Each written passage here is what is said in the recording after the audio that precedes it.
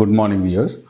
இப்போ நம்ம என்ன வீடியோ பார்க்க போகிறோம்னா, காதில் நம்ம இயர்பட்ஸ் யூஸ் பண்ணலாமா வேண்டாமா அப்படிங்கிறத பற்றி பார்க்கலாம். கண்டிப்பாக காதில் பட்ஸ் யூஸ் பண்ணுறதுங்கிறது கண்டிப்பாக கேடுகளை தான் விளைக்கும். ஒன்று என்ன ஏற்படும்னு பார்த்தீங்கன்னா, நம்ம காதில் இருக்கிற அழுக்கை உள்ளார தள்ளி விடுறதுக்கான வாய்ப்புகள் உண்டு.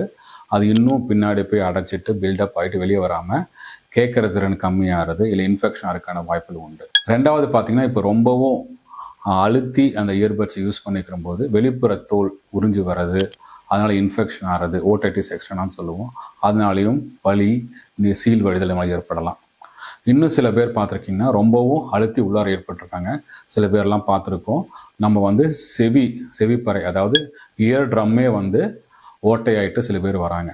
ஸோ இயர்பட்ஸ் யூஸ் பண்ணுறது கண்டிப்பாக இது சில கேடுகளை தான் விளைவிக்கும். சார், அப்புறம் என்ன பண்ணுறது? இயர்பட்ஸ் நான் யூஸ் பழக்கம் ஏற்பட்டுச்சுன்னா இந்த பழக்கத்தை நம்ம தவிர்க்கிறது நல்லது. இந்த இயர்பட்ஸ் யூஸ் பண்ண நம்மளுக்கும் தேவையும் இல்லை. எதுவாக இருந்தாலும் காதில் எதுவாக இருந்தாலும் அழுக்காகவும் இல்லை வேறு எதாக இருந்தாலும் தானாகவே ஹியூமன் பாடி எப்படி இருக்குன்னா வெளிப்புறத்தை தள்ளி விடுற மாதிரி தான் இருக்குது. எதுவாக இருந்தாலும் நம்ம ஈஸியாக வெளியே அதுவே தானாக தள்ளி விட்டுறணும்.